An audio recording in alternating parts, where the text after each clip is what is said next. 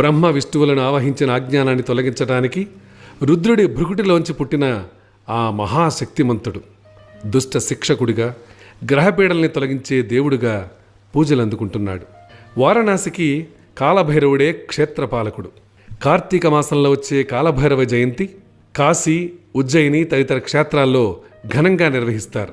భైరవ పూర్ణ రూపోహి శంకర స్వపరాత్మనః మూఢాస్తవ్వై నజానంతి మోహితా శివమాయయా అంటుంది శతరుద్ర సంహితం. శివపురాణం, కాశీఖండం కాలభైరవుడి గొప్పతనాన్ని కొనియాడాయి. కాలభైరవ ఉపాసన ప్రాచీనమైంది.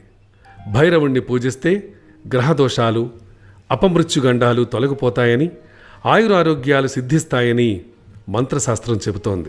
కాశీ మహానగరం, ఉజ్జయిని తదితర ప్రాచీన క్షేత్రాల్లో కాలభైరవుడి ఆలయాలున్నాయి. అయితే